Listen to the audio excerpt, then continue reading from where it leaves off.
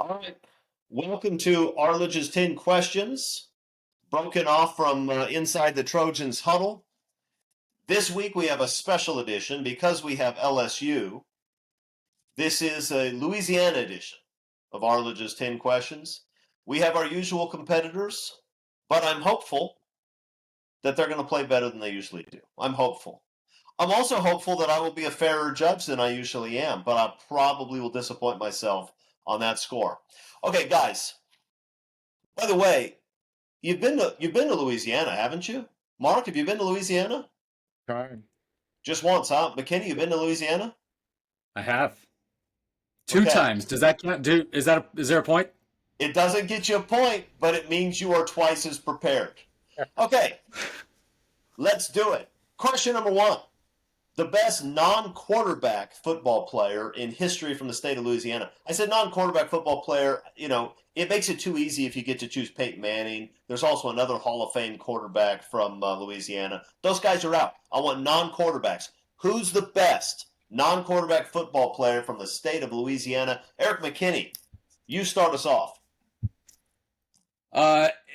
Double points because it's Louisiana and there's a San Diego connection for me. Marshall Faulk. It's pretty good. That's a pretty good football player right there, Mark. You have something that can beat Marshall Faulk? Yeah, I got one who went to USC. His name's Joe McKnight. Well, that doesn't beat Marshall Faulk. Well, I'm taking the sentimental pick. I mean, look, I'm all in favor of Trojan homerism, okay? No. This show doesn't exist without that. I could have said Ronnie Lott and you would have given me the point. Well, no, I mean, maybe, half point. But here's the thing. You can't, if I ask you, do you have somebody who could beat Marshall Faulk, you can't say Joe McKnight. Probably not. Marshall Faulk is running back. Going running back on top of Joe McKnight was, on top of Marshall Faulk, that was tough. That was going to be tough. Yeah. Look, if you pick the best player that's come out of the state, Hall of Famer, of course I'm left with Joe McKnight or the Honey Badger. I took the USC connection. Charlie Joyner. Odell Beckham. There's some players out of Louisiana. Look, Mark, it's fine. You're asking me for my opinion. Jeez, that's not your opinion. That's not even your opinion. It's just, look, it's fine. Eric gets the point, obviously, but I'm not deducting a point from you. It's just 1 point. It's fine. You're still in it. Okay. I filmed in an Alex Grinch designed defense. Mark, shift now. No. Look, I'm not even going to explore anymore. I like Joe McKnight. He's a Trojan, and he had a fine career. There was only one answer for this question. But he ain't Marshall Faulk. Okay, here we go. You're going to make up for it right now. You ready? Sure. Question number 2. The question is best food or drink associated with Louisiana. But let's be honest. When we say this, we mean best food or drink associated with New Orleans, right? Because New Orleans is a fantastic food town. Outside of New Orleans, I think it's basically roadkill possum 3 times a day. So it doesn't really make any sense to stray outside of New Orleans. So, best food or drink associated with Nolens. Mark Culkin, go. So because I'm not a huge fan of the New Orleans food, I'm gonna go drink. And I was able to put away 3 hurricanes and still walk. Okay, good. Hey, you know what would be fun, Mark? If you had 3 hurricanes before the show Saturday. No, it wouldn't. It would be fun. And then what? We're fishing him out of the pool, and he's dripping all over the electronics when we're doing the show. Hey, Eric, we're selling an experience. That's what we're selling, right? No, the bees would be out, and all right. Be good. So Mark is going with getting loaded off hurricanes. How about you, Eric? What do you got? I had a few. I put together like a 16-team bracket to get up there. Now, 12 of those were possum roadkill, right? They got eliminated pretty quickly, and so we ended up with just the New Orleans stuff at the end. I'm going muffaletta. Okay. That's it for me. Beignets are in there, right? If you want to throw those in, but muffaletta for me. Give me some Bodine sausage, some beignets. I'm good. Other than that, they're yeah. Okay. I'm going to give you both a point. And the reason I'm going to give you both a point is because while I kind of liked Eric's answer better, I don't want this one to get out of hand. It's 2-1. All right, question number 3. Best celebrity from the state of Louisiana. And by the way, I'm going to take Britney Spears out of the running because it's too obvious. I mean, obviously her singing, her dancing, she was also, I believe, LSU's valedictorian in 2004. So I don't want to have her in the mix. So you're gonna have to pick somebody else, Mark. Is that really I think true? I didn't look it up, but I think it's true. Okay. All right, so I could take a football angle and say Hank Williams Jr. got the Monday Night Football theme music going for him. Okay. Again, I'm going to stay with the USC angle here. Does everybody know that Johnny Cochran came from Louisiana? And we all know what Johnny Cochran's famous for. Yeah. Glove don't fit, you must have quit. Okay, so he went Johnny Cochran. I did not see that coming, Eric. I'm going to be honest with you. I did not see that answer coming. I don't think anybody did. What do you have? Do you know what I didn't see coming? Is I had seen Britney Spears listed, and I looked that up. Born in Mississippi, but I was gonna throw her out just to get your take, right? I wanted to hear your response. If I had said her, She grew up in Louisiana, I think. I think that's what it was. Yeah. Part of it. I'm still shocked. So I think I'm gonna casually just take the point. Carl Weathers, right? I mean, from everything he did, right? Happy Gilmore stuff, obviously Apollo Creed, New Orleans. Yes. The same on Google. Hey, Mark, the King of Sting, the Count of Monte Fisto. He's my retired second visit. My second visit to Louisiana, all about Carl Weathers. That you should have gone the extra time, Mark. Yeah. Yeah. Did you go to the Carl Weathers Museum? Did you? Did the whole tour. Yeah. Look, you know if you throw out Carl Weathers, you're going to... I mean, if you throw out Rocky, you know you're going to win. Eric, I saw the same list. I picked Johnny Cochran. Well, that was a mistake. All right, it's 3-1 McKinney. McKinney coming out of the gate strong. Eric, what should the Louisiana State motto be? It should be... So the hard thing is that you want it to be a recording of this, but I guess everyone could kind of have their own thing. It's Coach O saying "Go Tigers" in his voice, and I guess you could try to impersonate it. I'd love to have it just on recording, blast it out over your town every morning, 6 a.m., really loud, in that Coach O gravelly grunt, yell, grell, whatever you want to call it. But that's it. Go Tigers. If you want the point, you have to do it in his voice. Go. That was it. Go Tigers. No, you got to rip off your shirt too. Yeah. No fights. No fights. Okay, Mark, that's not a bad motto. What do you got? Yeah, I'm in smack talk mode today, so okay. I've got if you like fat and sweaty, we're here for you.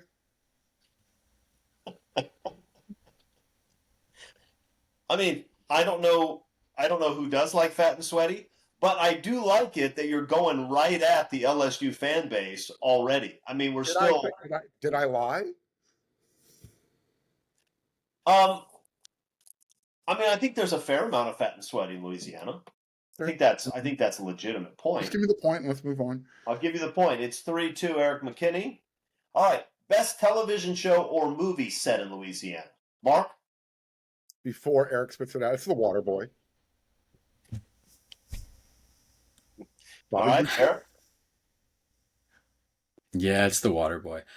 Look, now forced to pivot right away, so it's not the same. Double Jeopardy, I'll throw in there. That's got a bunch of New Orleans. So it doesn't start there, but ends up there. Is entertaining enough. You got a couple great actors, but yeah, I mean it's The Water Boy.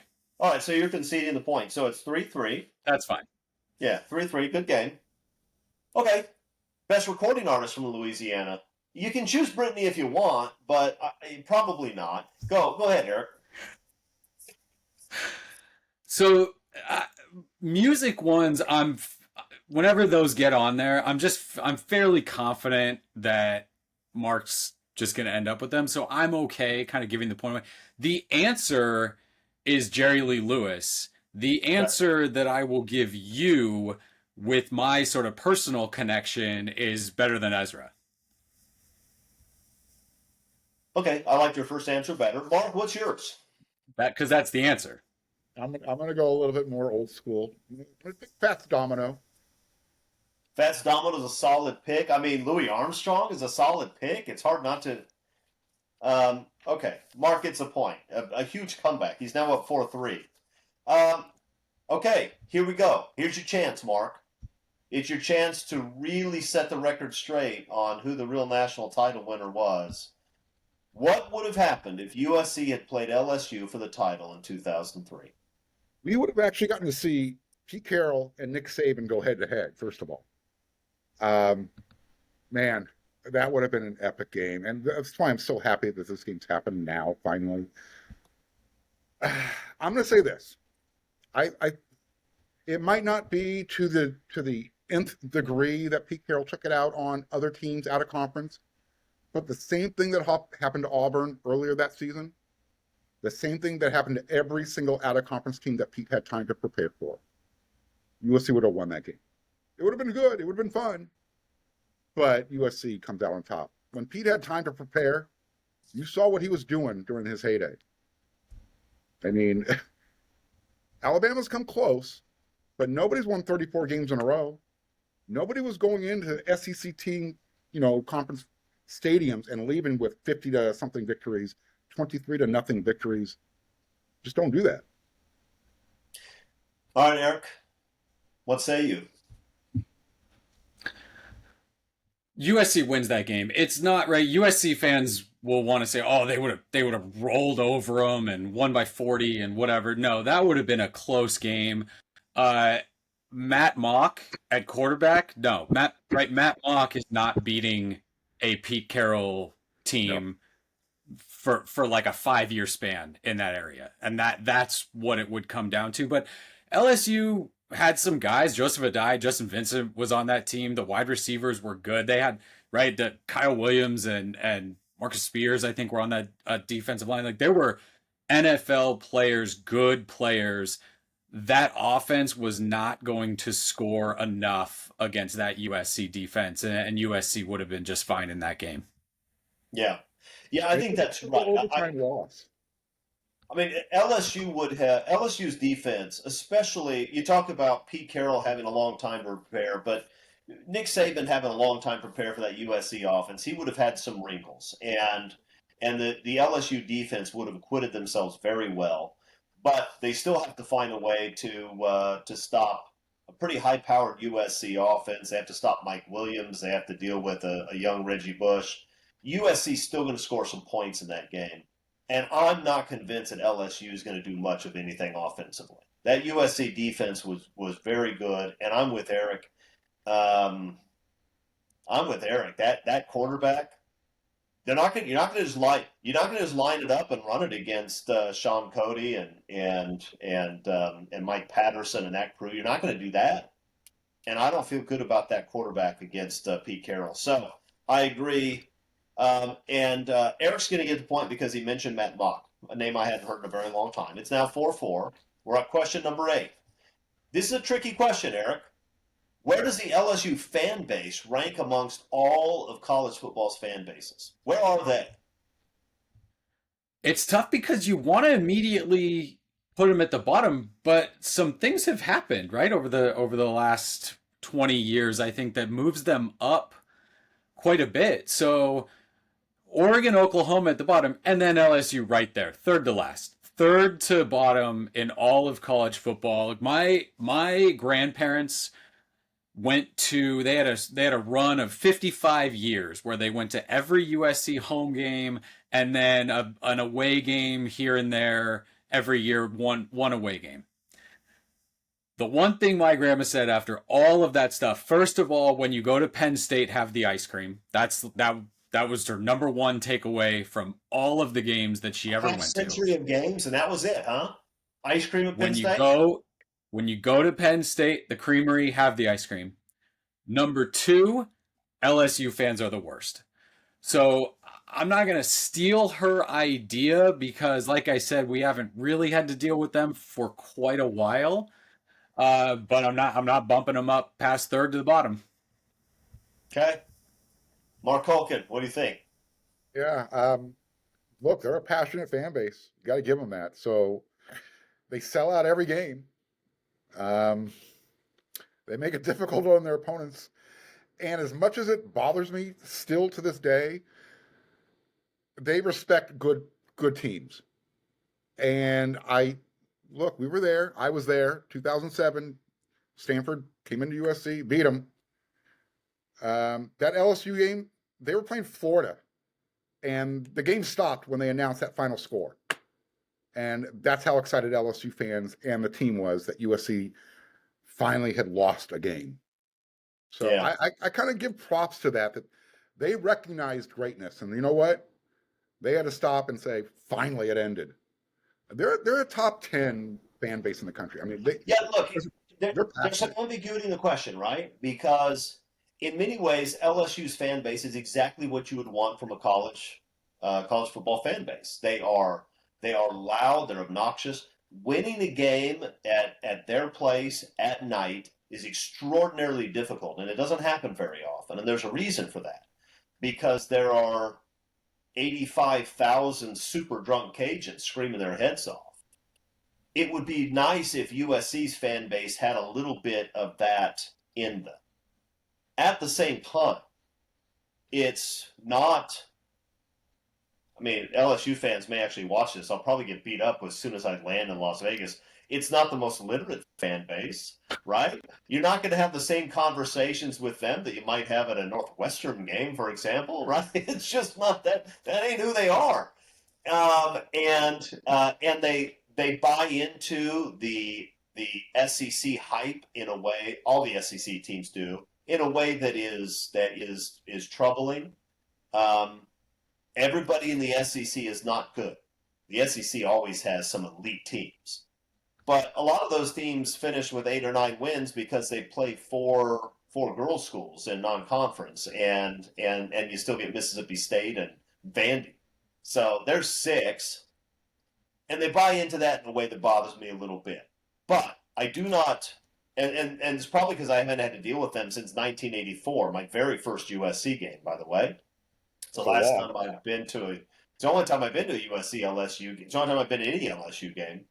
I don't remember them being particularly nasty. They're not Oregon. They're not Oklahoma. Both of those fan bases should be locked in prison for the next 80 years.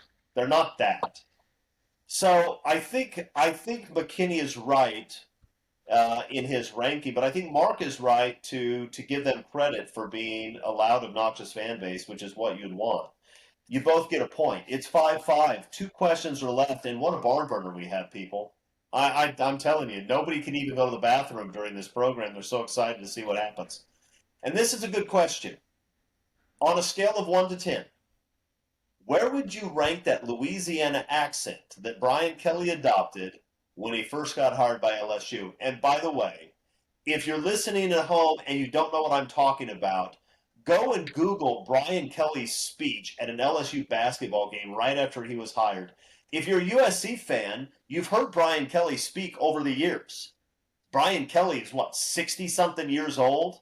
He's And from New England. Somehow, Brian Kelly's accent went from what you'd always heard from him for decades to something entirely different.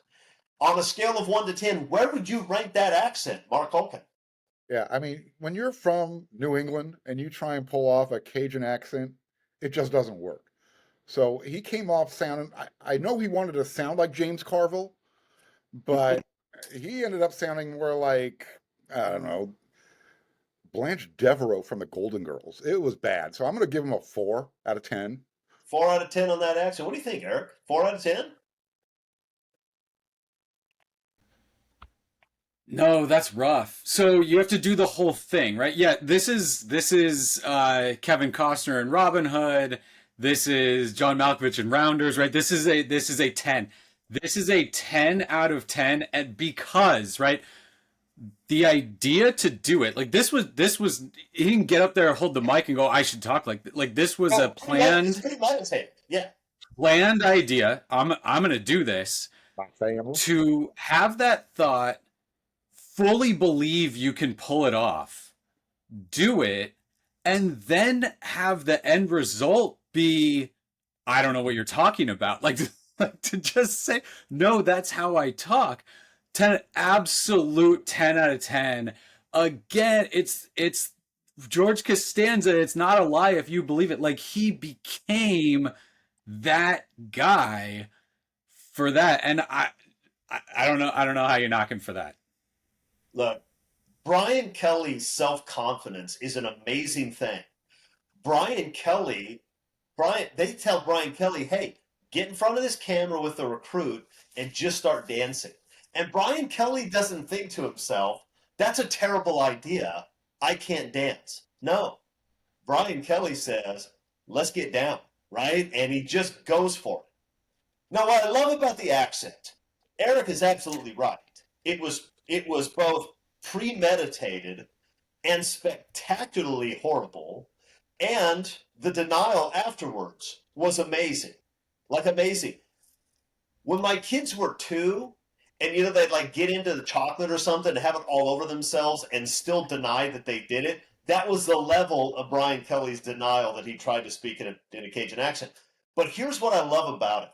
I love what it tells LSU fans, that this is who Brian Kelly thinks you are, right? He's trying to relate to you when he does this. He thinks this helps him fit in, and that is amazing. It would be like Lincoln Riley showing up and speaking in a Valley Girl accent. Like, he thinks this is what he has to do to communicate with people in LA. That is incredible. I love what Brian Kelly's done.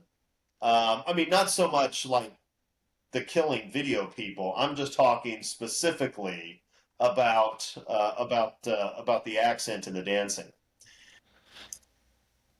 Did he get too dark? Was that comment too dark? I mean, he did. It happened. It happened. Okay. All right. So Eric McKinney gets a point. He's up 6-5. The good news is this is a 2-point question, Mark, so don't you fret. On a ranking of the states, with 1 being best and 50 being Mississippi, where does Louisiana rank? Eric, I think you're up. Go ahead. Yeah. So New Orleans is doing all the heavy lifting, right? All the heavy lifting. Agreed. And so it's how high can you do that? Now Mark III Hurricanes in, maybe top 10. Maybe top 10 we're talking at that point. I'm gonna say that bumps it alone 10 states. I'm gonna go still pretty solid lower half. The humidity down there is not worth anything. Not worth anything. So, right, I can visit for a bit. I'll do the Carl Weathers Museum. I'll do the Marshall Falk walk, the tour there, like I've obviously done before. But maybe a little more. I'll go 35. 35. Well, Chris's USC defensive ranking. And again, that's New Orleans as, like, for me, a top 10 city, and then the rest of the state bringing it down. That's solid. Okay, Mark, what do you think? Yeah, I'm not going to be as gratuitous. I've got him at number 49 for all the reasons Eric mentioned. It's hot, you sweat. It's other than being in New Orleans for Mardi Gras, you don't want to be there. Alabama exists, man. There's Alabama. You're under constant threat of hurricane. I mean, and when you have to go hide in the Superdome just to get away, no.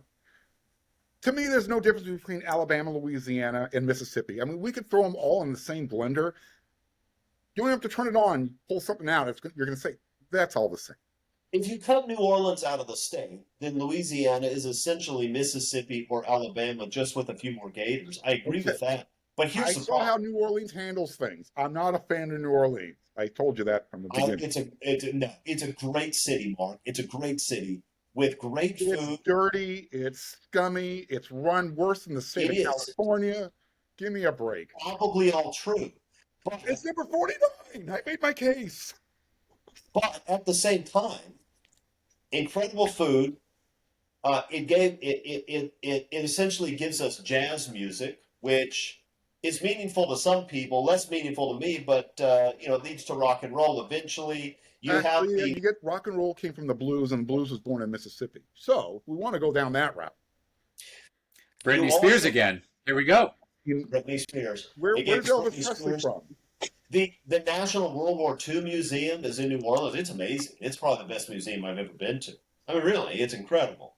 So I don't see how you can rank it behind Alabama. I just don't see it. I'm troubled by that, Mark. I'm troubled by the fact that you're quibbling between 48 and 49. No, I'm not quibbling by four. I'm just saying no. No, look, if you told me, look, you can go tomorrow to Oklahoma or you can go to Louisiana. I'll say, can I pick the city? And they say yes. I say, I'm going to Louisiana. It's a no-brainer, right? It's an absolute no-brainer. Okay, Chris, you have to pick two states to move to. You're going to pick Oklahoma or you're going to pick Louisiana? I'm going to pick Louisiana. You're going to move to Louisiana. I mean, Oklahoma's tough. Oklahoma's a tough place. I lived there once. I have deep connections to I think it would be an Oklahoma. I'm easy not that. transition going from Texas to Oklahoma than Texas to Louisiana. I got to tell you, man, it's tough. That's where the Arledges are from. The Arledge farm is in Oklahoma. All the Arledges are buried in a cemetery up there, but not me because I'm going to be in Louisiana. Okay, Eric wins. Eric wins this one 8-5. A glorious victory on the first standalone Arledge's 10 Questions show. Guys, do you have anything to share with the people before we leave? New Orleans still. Clearly it stands up, right? The standalone show was a good idea. I think we got something here. We'll see. We'll see if anybody watches it. If you don't watch it, that's fine, but you should at least show up in Las Vegas, 10 a.m., Saturday before the game, at the Palms. We're going to have a live taping of the show. Audience questions. You can ask Mark Culkin. Mark, why would you say that Louisiana belongs behind Alabama? And he'll see if he has an answer. I don't think he does. Go ahead. That's why I like this segment, because when we're done with this, the fans who watch this part of the show, they love giving their answers to your questions. They love answering the questions, and I'll be honest with you. Some of those fans, even the ones that have had 5 or 6 hurricanes, answer them better. All right, is that it, fellas? Are we done? We're good. Okay, I think we're done. I'll see both of you on Saturday, and I hope to see most of you at home on Saturday too. Come to the game, come to the meet and greet, ask some questions, enjoy the game. Until then, fight on, everybody.